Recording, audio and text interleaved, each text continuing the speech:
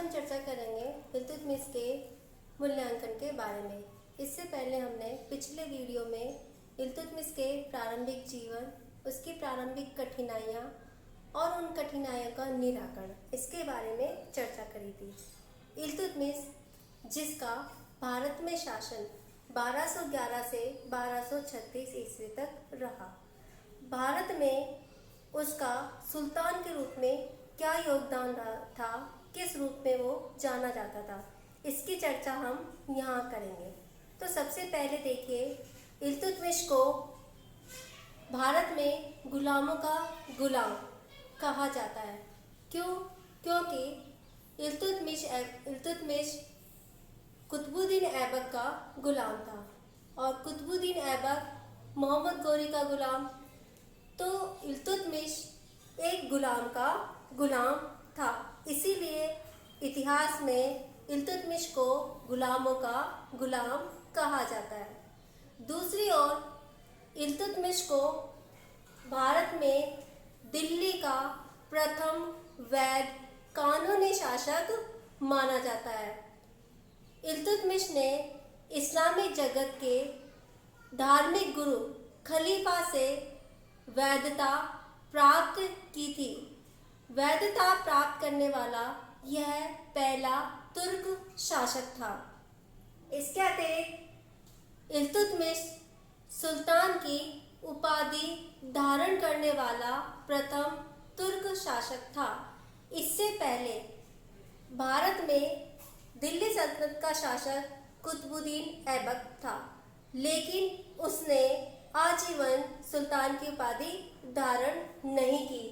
उसने सिपहसालार या मलिक की उपाधि से ही शासन कार्य किया। तो भारत में सुल्तान की उपाधि धारण करने वाला प्रथम मुस्लिम शासक इल्तुतमिश था। इसने तत्कालीन बगदाद के खलीफा अल इमाम मुस्तिर बिल्ला से सुल्तान की उपाधि और खिल्लत प्राप्त की। इल्तुतमिश भारत में दिल्ली सल्तनत का वास्तविक संस्थापक माना जाता है। देखिए, कुतुबुद्दीन ऐबक, जो इल्तुतमिश से पहले दिल्ली सल्तनत का शासक था, वह भारत में मोहम्मद गौरी द्वारा जीते गए प्रांतों का उत्तराधिकारी था और उसने गौरी के जीते गए प्रांतों को यथास्थिति रखने का प्रयास किया। लेकिन ऐबक की मृत्यु के बाद ज़्यादातर सूबेदार या शासक स्वतंत्र हो गए। बहुतों ने सुल्तान को वार्षिक कर भेजना बंद कर दिया। तो इन समस्याओं का निपटारा इल्तुतमिश ने किस तरह से किया और किस प्रकार उसने अपने साम्राज्य को बनाए रखा या साम्राज्य का विस्तार किया। देखिए, इल्तुतमिश ने सबसे पहले गजनी, सिंध, मुल्तान, पंजाब, बंगाल, बिहार, रणथंभौर, जालौर, अजमेर, सांबर, तहनगढ़, ग्वालियर, कालिंजर, नागदा, उज्जैन और बयाना पर अपना अधिकार किया और यहाँ के सूबेदारों से या शासकों से अपनी अधीनता स्वीकार करवाई और अपने साम्राज्य का विस्तार किया। तो सही अर्थों में इल्तुतमिश भारत में दिल्ली सल्तनत का वास्तविक संस्थापक साबित हुआ। इसके आगे देखिए, इल्तुतमिश भारत में शुद्ध अरबी सिक्के चलाने वाला प्रथम शासक था। उसने भारत में दो तरह के सिक्के चलवाए। चांदी का टका, जो 175 ग्रेन का था, और दूसरा तांबे का जीतल। इसके अलावा इसने सिक्कों पर टकसाल का नाम खुदवाने की परंपरा भी डाली। इसके अलावा उसने खुद को खलीफा का सहायक भी सिक्कों पर लिखवाया। आगे देखिए, इल्तुतमिश शासन व्यवस्था में सुधार करने वाला भी प्रथम तुर्क शासक था। यहाँ देखिए, इल्तुतमिश से पहले कुतुबुद्दीन ऐबक जो दिल्ली सल्तनत का शासक था, उसका शासनकाल बहुत कम समय का था। 1206 से 1210 ईस्वी तक उसने शासन किया। उसको इतना समय नहीं मिला कि वो शासन व्यवस्था पर ध्यान दे पाता। तो इल्तुतमिश ने अपना साम्राज्य विस्तार करने के बाद शासन व्यवस्था पर ध्यान दिया। उसने अपने साम्राज्य को प्रांतों में बांटा, जिन्हें इक्ता कहा गया। इक्ता का शाब्दिक अर्थ है भूभाग। इसको भी दो भागों में बांटा गया, बड़े इक्ता, छोटे इक्ता। छोटे इक्ता जो इल्तुतमिश ने सैनिकों को अनुदान के रूप में दिए थे। इस भूभाग पर सैनिक सिर्फ भू राजस्व वसूल कर सकते थे, उनको प्रशासनिक अधिकार नहीं थे। दूसरे बड़े इक्ता, जिनको मुक्ता या बली भी कहा जाता था, यहाँ के इक्तेदारों को प्रशासनिक अधिकार भी दिए गए थे और एक सेना भी रखने का अधिकार इनको था, जो कि जिसका प्रयोग इल्तुतमिश किसी भी समय कर सकता था। आगे देखिए, इल्तुतमिश मस्जिद व मकबरे का निर्माण करता या जनक भी कहा जाता है। इल्तुतमिश ने सबसे पहले कुतुब मीनार के अधूरे कार्य को प्रारंभ किया। कुतुब मीनार का निर्माण कार्य कुतुबुद्दीन ऐबक द्वारा प्रारंभ किया गया था। यह कुतुब मीनार कुतुबुद्दीन बख्तियार काकी की याद में बनाई गई थी। आधा निर्माण कुतुबुद्दीन ऐबक ने इसका निर्माण प्रारंभ किया था। इसके बाद उसी कुतुब मीनार का आगे का निर्माण इल्तुतमिश ने करवाया था। कहा जाता है कि कुतुबुद्दीन ऐबक और इल्तुतमिश दोनों ही बख्तियार काकी के पक्के अनुयायी थे।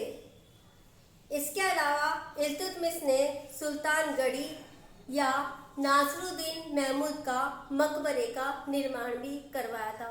नासिरुद्दीन महमूद, जो कि इल्तुतमिश का प्रिय पुत्र योग्य राजकुमार था, वो अवध का सूबेदार था और बंगाल व बिहार के विद्रोह को दबाने में उसने पूर्ण सहयोग किया था। 1229 ईस्वी में नासिरुद्दीन महमूद की मृत्यु हो गई। ये इल्तुतमिश को बहुत बड़ा आघात था। उसी की याद में इल्तुतमिश ने सुल्तानगढ़ी का मकबरा बनवाया। इसके अतिरिक्त इल्तुतमिश ने अजमेर में मोइनुद्दीन चिश्ती की दरगाह, या जिसको खानकाह, जहाँ पर संतों का निवास होता था, का निर्माण करवाया। इल्तुतमिश ने बदायूं की जामा मस्जिद का निर्माण भी करवाया था। इल्तुतमिश प्रारंभ में बदायूं का सूबेदार था। इल्तुतमिश ने 1235 ईस्वी में स्वयं के मकबरे का निर्माण भी दिल्ली में करवाया था। 1236 ईस्वी में जब इसकी मृत्यु हुई तो इसके परिवारजनों ने इसको इसी मकबरे में दफनाया था। इल्तुतमिश ने जोधपुर के नागौर में अतारिकिन का दरवाजा भी बनवाया, जो देखने में फतेहपुर सीकरी के दरवाजे के समान प्रतीत होता है। इल्तुतमिश को भारत में गुंबद निर्माण का पिता भी कहा जाता है। इसके अलावा इल्तुतमिश को एक न्यायप्रिय शासक भी माना जाता है। इब्न बतूता, जो एक विदेशी लेखक थे और जो दिल्ली सल्तनत में भारत में आए थे, उन्होंने इल्तुतमिश के बारे में लिखते हुए कहा है कि इल्तुतमिश बड़ा ही न्यायप्रिय शासक रहा है। इल्तुतमिश ने अपने महल के मुख्य दरवाजे पर 2 सिंहों की मूर्ति स्थापित करवाई और इन सिंगों के गले में घंटी लगवाई। घंटी इस पर्पज से थी कि फरियादी उस घंटी को खींचे और उसकी फरियाद समय पर सुनी जाए। यह व्यवस्था रात के लिए थी, दिन के लिए व्यवस्था अलग थी। दिन की व्यवस्था यह थी कि फरियादी लाल कपड़े पहनकर दरबार में आता था। उसको देखकर यह समझ लिया जाता था कि इस व्यक्ति को कोई ना कोई कष्ट है और उसकी फरियाद तुरंत सुनने का प्रयास और निवारण करने का प्रयास किया जाता था। मिन्हाज उस सिराज जो इसका दरबारी लेखक और इसका समकालीन था, उसने भी इल्तुतमिश की प्रशंसा करते हुए लिखा है कि इल्तुतमिश बहुत ही न्यायप्रिय, दयालु और विद्वानों का संरक्षक करने वाला शासक था। आगे देखिए, इल्तुतमिश ने अनेक उपाधियां धारण की। इसको भूमि का रक्षक, ईश्वर के सेवकों का सहायक, अमीर उल उमरा, सुल्तान ए आजम और नासिर अमीर उल मोमिनीन के नाम से भी जाना जाता है। निष्कर्ष रूप में हम कहें तो प्रोफेसर निजामी के शब्दों में इल्तुतमिश ने ऐबक के अधूरे कार्य को पूर्ण किया।